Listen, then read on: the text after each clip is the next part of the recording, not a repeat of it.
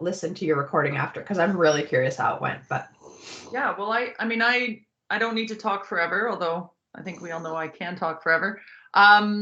So Wally was there. It was great to see Wally in person. I haven't seen him in person in far too long, so we got to hang out. He was also super excited to say hi to you too. He like bragged about it last week. He thought that was just such a thrill.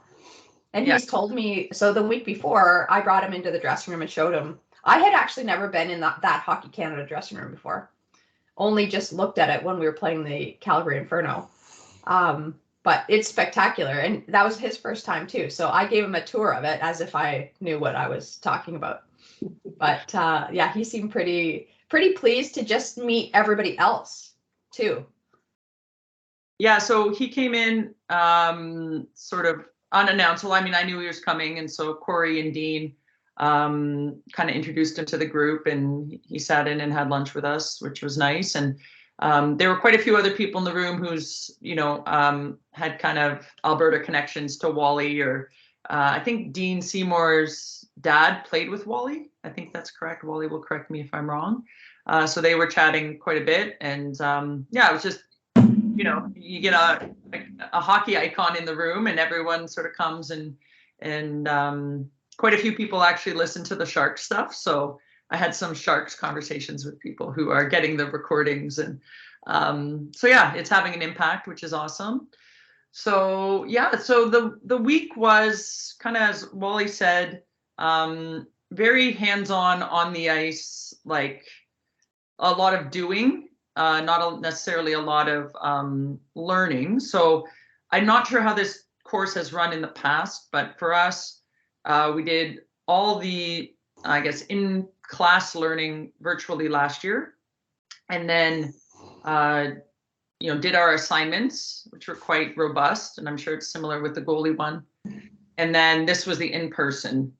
I think in the past they kind of mixed it all together in one longer week, but I like the format in that we already kind of knew each other a bit, and we had done our presentations virtually, and then this was sort of get together and share. So it's interesting what Wally said about the skating. So just to give people some context, so it's the Hockey Canada Skills Instructor course. You apply to get in. There were 26 of us. And then there's another group there this week in Calgary. So the last 2 years of people doing virtual became these two groups that you could choose which week you wanted to be in. So I wasn't very smart. This weekend is Stampede, so clearly I should have gone this week. But I guess. What was the other? I saw Keto was there with you. Who was the other girl that was there with you? Jackie Gerald, who's from Belleville.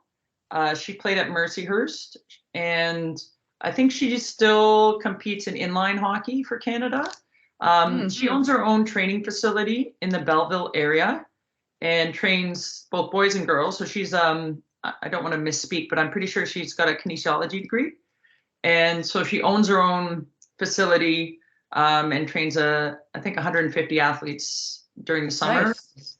Yeah, so she does a lot of the off-ice training as well as on-ice training. But she said you would appreciate this. She played me. So my last couple of years of pro, she was playing in our, I guess, NWCW league while she was still in high school. So nice. And who did she affiliate with? Who did she play with? Hopefully not my team. No, she wasn't with you. I think she was with maybe Durham or Vaughan. You know how it all switched around quite a bit. There was also a Scarborough team back in the day too, which.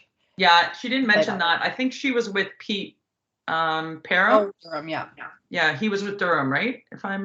Yeah. So anyways, so that was fun. So basically there's a larger group of 26, and then they split us into smaller groups of 5 or 6 coaches, and that was sort of your group to work on different things during the week. So Kara was in my group, which was great.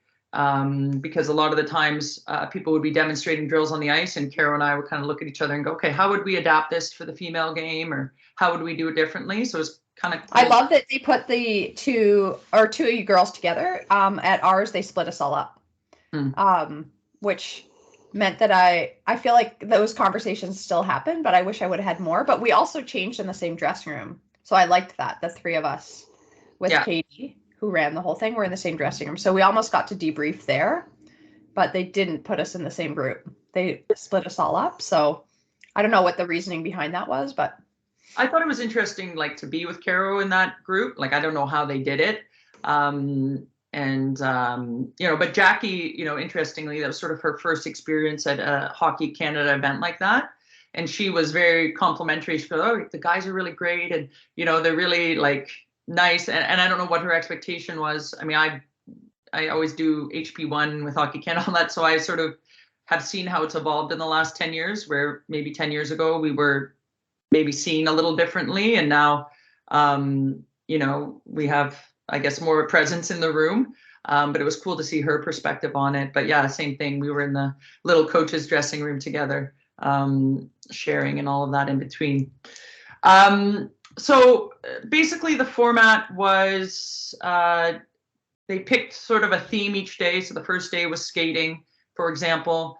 Dean or Corey would do a little presentation with video clips of sort of, these are the areas that we think need to be addressed nationally in our game. So, you don't go through the whole gamut of skating, but here's some, examples of things that we need to focus on to make our players better. So that was kind of gave us an intent. And for example, skating, they talked about, just awareness when people are skating, so that feeds into gameplay. Like, you can't just be skating a pattern, the idea of scanning and knowing what you're going to do next, or knowing what you're turning into.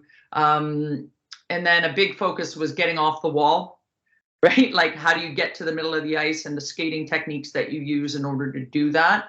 And then just situational, I think one of the big things they talked about throughout the whole course was, never say never and never say always. Right. And this is probably, Sami, you kind of talked about this, like, we kind of get set on, this is the way you shoot, or this is the way you move, or all the various VHs that I don't know anything about in goalie world. But you can't say, well, we always receive a pass like this, or we're always going to tight turn like this off the wall. Right. And, giving the players some agency to say, well, how would you do that? Or how would we do that? So I was happy to know that that was sort of addressed off the top. So then you get into the day, it's skating, and then each group has to run a practice. So 45 minutes of the ice session. And of course, if you're the first group, you have like 10 minutes to plan the ice session. So that's kind of fun. Like, we're going to jump on the ice in 10 minutes, like, figure it out. Of course, we're all used to that, because as a skills coach, you go in to run a team practice and the coach goes, actually, can we work on power play? And you're like, I had planned something else, but let's go. And I'm sure the goalie instructors are the same way. You have to kind of fit into what the coach wants if it's a team practice. So that was kind of fun. I mean, I like that feeling of it, of just having to go, and you didn't know whether you'd be the first group or the last group of the day. So each day, you sort of got hit with what you're working on, and then each practice had a theme. So with skating, it might have been edge work the first 45 minutes, and then, it kind of evolved through the day and on what you were focusing on. And then we did all the drills, which of course the first day was skating, and Wally obviously watched the first day when he watched the on ice, as he just talked about. And on the first day, everyone was like showing off their best drills, which is exactly what you do when you're in that kind of environment. You're like, I know everything there is to know about this, and here's my best drill. You don't say it, but it's sort of implied. And so it was like training camp. Like, Caro and Jackie and I, after like the first ice session, were like, I don't think I can do this for 4.5 hours each day all week. Right. So we went through our day, we ran our drills, we coached each other.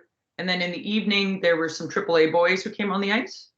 Not enough of them. So of course we had to jump in, but at this point, are you guys actually physically doing the drills? Yes.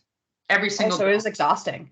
We didn't do that. Obviously, you can't, as the goalie coach, do your own drills. So we had the Team Alberta U18, U16, U14 goalie camp going on at the same time as us that we could use. And then they also, when we did those skill sessions, like what you did, kind of more leader-led, had 3 goalies out there with us that they had brought, which I thought was awesome, because one was a U Sport goalie. She was from Alberta, but played in Halifax, I think. And then one was a high school boy, and then one was a 13-year-old girl. So you really got sort of the progressions, which I thought was really great. They should have maybe had that for you guys, so you guys didn't have to skate like you're at a national team camp. Well, and it might have just been, circumstantial having the two camps sort of back to back. I think the U17s might be there this week, or I'm not sure. But anyways, I hadn't been on the ice in 50 days because my family was on a big road trip. So I was like, well, I'm really excited for an hour and a half of edge work when you haven't skated in 2 months. It's usually exactly what you want to start on. Anyways, like Corey said, go 50%. But I mean, everyone there played, no one's, I certainly was not going 100%, but watching some of the 24-year-old guys demo, you're going, oh, I can't do that. I could do that 20 years ago, but not now. So, I mean, it was really fun to teach, to see everyone else's drills. They had a GoPro 360 that filmed everything. So eventually we'll get that footage because of course, most groups would have like stations and you do the drill and then afterwards you're like, I really like that drill. That camera was pretty incredible. Yeah.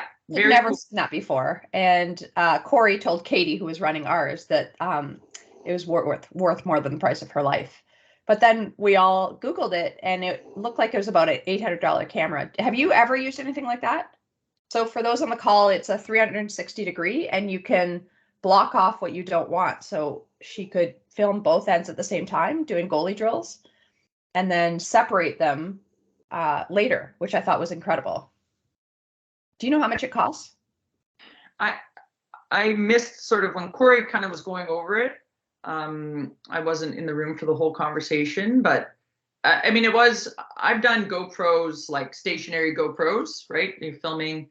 One of the rinks we work out of has, I can't remember the name of it, but like it has cameras that film constantly of every practice that's there. But this is like much more on the ice. Well, and for those like in goalie sessions, you usually run maybe 4 to 8 nets, right? So you have 4 different things around the ice, and she could just put one camera in the middle and then get video of 8 different drills. Like it was really incredible. Yeah. Anyways, I thought it was cool. I'm excited to see all the footage, and like I don't know how they're going to edit it down or if they're going to edit it down, but I certainly couldn't write all the drills down fast enough that I liked. So interesting, after the first day we're all exhausted, thinking like, how are we going to sustain this for a week? But that's fine. And then the second day, they were kind of like, okay guys, like we actually are here to learn and share, and like we don't need to impress each other, you're already here. So we were happy for that message, and I kind of talked to Dean about it a little bit. I was like, we were less talking about how we coached and we were just doing what we coached. So the message on the second day, and I guess this happens every time they've done this skill course, is like the skating day, everyone just gives her and, has complicated drills to exhaust us. So I liked the way they framed it on the second day. The introduction was, focus on the player, right? So, don't get so worked up on like, who you're, what you're trying to impress everyone with, like focus on the details, focus on the why, which I, appreciated. So you're not, and you can justify any skating drill or any puck handling drill, irrespective of what you're doing, but you need to be able to explain that and convey that. And then the game transfer, right? So how are we conveying that? So the tone completely changed then on the second day of being a lot more coaching the coaches versus coaching players doing the drills, which going into it, I wasn't really sure which way it was going to swing, right? If it was going to be more us collaborating and teaching, or if it was going to be us showing how we coach. So I appreciated that change, and it completely altered the way we all looked at each other. And, it allowed you to say, hey, this is a drill I used with U13 girls and below, and this is why I do it. And then people could say, okay, well, how would you change this for a left-handed shot? Or if you wanted to do this for a defenseman. And so, you might do 1 or 2 reps of the drill, and then the rest of the time you were just talking or troubleshooting the drill. Hey, we could make this better by doing this. So I love that stuff. because I think that's where you really learn the most. And so the second day was puck handling focus, puck control. So a lot of building a wall, position before possession, a lot of deception work, again, scanning and all of the awareness being an overview the whole time. A lot of work on rims, which I thought was great and not something I do enough of. But they kind of emphasized, controlling pucks on the wall. So obviously goalies do it when they come out of their net, and players learn it, but how you can implement it in a lot more drills. It was interesting because, of course, as a team coach, I never want my players to rim it. Certainly not on the breakout, or at least that's how I chose to coach my teams. I didn't want rims, and I didn't teach a lot of rims on entry because the girls couldn't necessarily rip it around the boards to get entry on the other side. But then I thought to myself, well, then I'm just teaching like the ideal situation of hockey, but every hockey game I ever watch has far too many rims because people are just throwing the pucks away. So that was a good sort of checkup for me to go, like, don't just teach ideal hockey, teach the reality of hockey.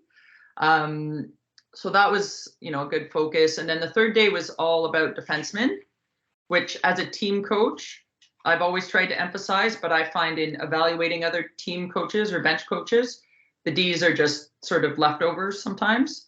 So we tend to teach offensive hockey and a lot of entries and all that. And we teach the D by doing one-on-ones against them, but not necessarily, focusing on breakouts or proper shooting techniques or puck retrievals.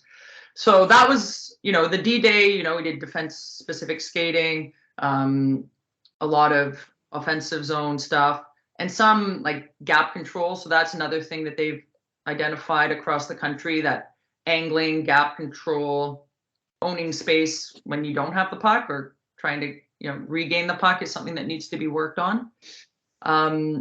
So that, I thought that was useful. And then the last day was all shooting. And the last day was the shortest day. And Dean actually did the first 45 minutes.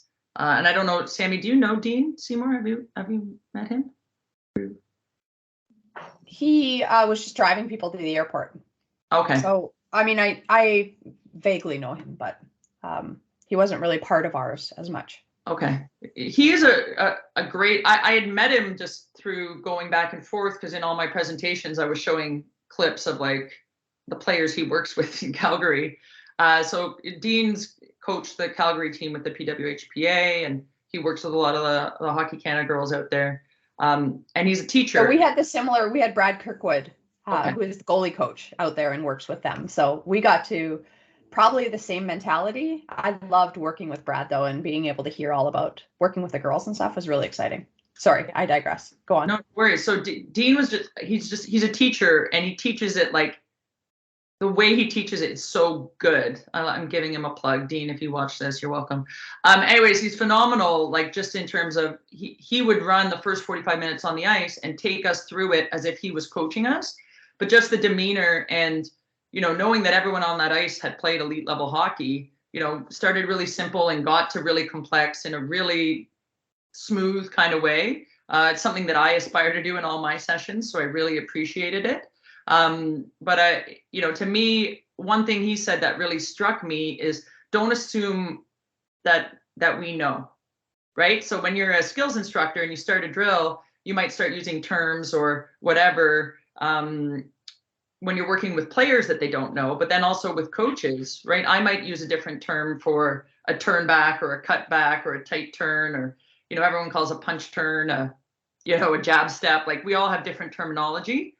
So, I thought it was important that he mentioned that as a coach, to kind of explain what you mean by those terms. But then I immediately thought of my players, right? Sometimes we just throw hockey terms around that your athletes may have no idea what you mean, right? It struck me, I was working with a U11 team, and one of the coaches was talking about a regroup. And then, this is like in January, and one of the girls was like, what's a regroup? And not that U11 should regroup, but I thought to myself, how often had this coach used this term for how many months? And these girls had no clue what that was. So I thought that was interesting, that was something that Dean highlighted. So the shooting stuff was great. A lot of changing the shot angle, quick release, catch and release, some good progressions for that. I find teaching shooting skills as a skills instructor is sometimes challenging because you don't want everyone just standing stationary shooting against the wall, right? If people are watching, or like the parents are watching, it makes like you're just wasting ice, right? Because everyone's kind of standing still. So there was some interesting ways that I've adapted it, so there's a little bit more movement, and then Dean had some really good thoughts on that too, to make it a little bit more of a higher tempo as opposed to just standing still. So that was kind of, I guess, like the overview of what we covered, and like I said, it was really collaborative, a lot of sharing, a lot of, how would you teach this, or we got to see the Stanley Cup get awarded. We saw the last 2 minutes of the game. So we were like, everyone's kind of like looking at their watches or whatever. But the teacher or the educator in me appreciated that we didn't just like can what we were supposed to be learning to watch the game, but we basically saw it from when they pulled the goalie and saw them drop the cup after. Kim, I think I mentioned this at one of the previous sessions, but we got to hear from France Jean, who is the Tampa Bay goalie coach, and we heard from him the night after the first loss. And he was fascinating, and he had been through all of this before, and just an amazing guy to hear from, and told us all of the intricacies of working with Vasilevsky and what for us to watch for. And so we stopped our learning and watched the entire game, and Tampa Bay lost 7-0. And all of the goalie coaches, I mean, everything was just, we were like, oh gosh, the poor, like you're thinking of the goalie coach, right, at that moment. Right. So anyways, it was quite funny that, but one of the other games, same thing, is that we were doing presentations during the game, and we only saw the third period, which I found interesting because here we are trying to, I mean, not all of us, but some of those guys are trying to become NHL goalie coaches. And what would you want to watch more than the Stanley Cup final? So I found that interesting too. Yeah, well, it's funny, right? Because and I think I've said this before, I can't watch hockey normally anymore. Like I can watch other sports like a normal sports fan and just be like, oh, it's basketball. Like, I hope the Raptors win. Like I can do that, but I can't with hockey, right? And I'm sure you're the same way when you're analyzing a goalie, right? Like I'm looking like, oh, why did they turn that way? Or like, oh, that's interesting how they got out of that pin. Or, I like their power play. Like I can't just watch it taking notes. I'm writing down stuff. Like I'm not even a bench coach anymore. And I'm like, oh, I really like the way they did that regroup. Like, I'm sure we would have all been nerding out on that. And it was interesting. Like there's people who are really focused on, things like, how you would teach a skill differently based on the curve of your stick, right? So if you have an open toe and you're going to teach like how Ovi pulls it in and pushes it out, it will look very different than if you've got a closed toe. And, things that, I always focus on handedness, but, stick length. And it was interesting to see how people like approach things differently based on like what their overall theme or focus is. So yeah, it was nice, but I would have liked to see a little bit more of that final game as opposed to just the highlights. But we got to watch the celebration, so that was good too. But so I don't know if anyone has any questions or thoughts on it. It was a lot of fun, and what's left now to become fully certified is they come and do an evaluation. I'm not really sure how that looks, but I would assume you just run a practice and try not to hurt anybody and make them better, and you get a check mark. So just waiting to get my check mark, and that's it. That sounds like a really interesting, was it 4 days, 5 days? It was probably like 5 days all in, 4 days all in. 5 days all in with it. And it was just, I mean, I'll share a tidbit, and Sami already knows this, but like Caro is, I played against her. I probably went to Hockey Canada camps, but I don't know her that well. And like, if she's not the most humble human I've ever met. I mean, and everybody knew who she was, but then you're walking through, and then Sami, you walk, like she's in every picture. Like they have pictures of them winning gold medals, and Caro is literally in every single picture. And so I kind of like tried to fangirl her a little bit and like pump her tires, because like I think the guys knew Like she's probably the next woman inducted into the Hall of Fame. I don't Right, know. but she will not tell anybody that. She No. wouldn't even, if you met her, you wouldn't even know she probably even played hockey. Yeah, but I just mean like that. You and I know this to be true. Like she Yeah. will be in the Hockey Hall of Fame for sure. This is happening Yeah. at some point, right? And like the rest of us are just like scrubs, like in relative sense of her experience. And so, you know, a couple of the guys would start to ask me like, oh, like, did you play with her? Blah, blah. And I'm like, well, like I skated on the same ice with her. Like, let's not pretend I was at that level. But so she was like, you know, we would do the drills at half speed and all this kind of stuff. And then there was one point we're on the ice with these AAA boys, and we had to mix in because there was only like 8 of them on the day. So it was like kind of like a 1-on-1 or a 2-on-2 drill. And I don't know if like a switch just flipped or she's just that amazing, but she basically like stole the puck off 2 guys, turned them inside out. They exploded, like ended up smashed against the wall, like dangled the crap out of the goalie, like twisted into a pretzel goal. And just to see all the guys' faces, like Jackie and I were like, yeah, we've been watching her do that for 20 years. But the guys were like, oh, okay. That's what that looks like.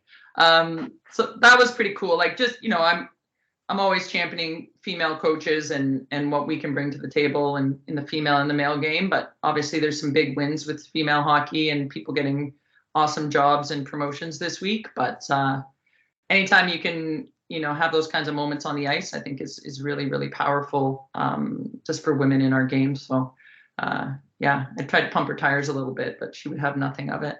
But it was pretty cool.